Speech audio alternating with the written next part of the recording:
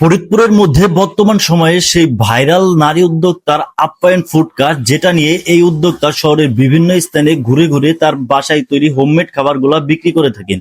আজকে এসেছি সেই আপ্যায়ন ফুড কার্টে। আজকে দেখবো এখানে তিনি কি কি খাবার বিক্রি করেন এবং সেখান থেকে বেশ কিছু খাবার ট্রাই করব এবং সেই খাবারগুলোর কোয়ালিটি, কোয়ান্টিটি, প্রাইস এবং লোকেশন এই সবই জানাবো এই ভিডিওতে। হ্যালো এভরিওয়ান, আসসালামু আলাইকুম। এই নারী উদ্যোক্তা আপ্যায়ন হোম ফুড ফরিদপুর নামে একটা পেজের মাধ্যমে অনেক আগে থেকেই তার খাবারগুলা অনলাইনে বিক্রি করে আসতেছিল এবং তার খাবারের মান ভালো হওয়ার কারণে বেশ অল্প সময়ে তিনি ফরিদপুরে অনেক জনপ্রিয়তা অর্জন করেন এবং এখন তিনি তার এই খাবারগুলা নিয়ে একটা ফুডকার্টের মাধ্যমে শহরের বিভিন্ন স্থানে ঘুরে ঘুরে তার খাবারগুলা বিক্রি করে থাকেন।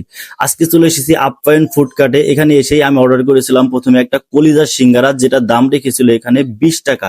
এটা খাসির কলিজার সিঙ্গারা এবং এটা নাকি এখানকার হিট আইটেম এবং আমার কাছে ওই সিঙ্গারাটা মোটামুটি ভালোই লেগেছে। আপনারা যারা সিঙ্গারা পছন্দ করেন তারা 20 টাকা দিয়ে একটাবার এসে এটা ট্রাই করতে পারেন। এরপরে নিয়েছিলাম চাউলের রুটি, আর এই চাউলের রুটিটা আমার কাছে এমনিতেও একটু ভালো লাগে। এখানে চাউলের রুটির দাম রেখেছিল 15 টাকা পিস এবং এই রুটির সঙ্গে ছিল দেশি মুরগির মাংস।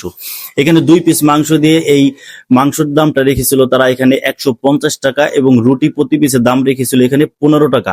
আপনারা যারা একদম হোমমেড খাবার পছন্দ করে থাকেন, ঘরোয়া খাবার খেতে ভালোবাসেন, তারা চাইলে এই রুটিটা দিয়ে এই দেশি মুরগির মাংস খেতে পারেন এই আপ্যায়ন ফুডকার্টে এসে।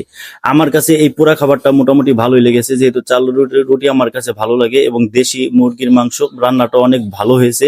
তার রান্নার প্রশংসা অনেকেই করেছে এবং তার রান্নাটা আসলে অনেক ভালো হয়। যারা হোমমেড খাবার পছন্দ করেন এবং একটু মজাদার খাবার খেতে চান তারা চাইলে এই খাবারটা ট্রাই করতে পারেন। এরপরে নিয়েছিলাম ডেজার্টের মধ্যে একটা পুডিং, যেটা দাম রেখেছিল এখানে 40 টাকা এবং পুডিংটাও আমার কাছে খুবই ভালো লেগেছে। এটা একদম সফট ছিল এবং কোনো রকম দুর্গন্ধ ছিল না, যেটা খেতে আমার কাছে ভালোই লাগতেছিল। এবং তিনি এখানে 50 টাকা করে ডাবের পুডিংও বিক্রি করে থাকে, যেটা খেতে খুবই ভালো লাগে। এটা ফুডকার্ট হলেও তিনি কিন্তু এখানে অনেকগুলো আইটেম এখানে বিক্রি করে থাকেন। আপনারা আসলে আপনাদের পছন্দ মতো আইটেম এখান থেকে চয়েস করে খেতে পারবেন।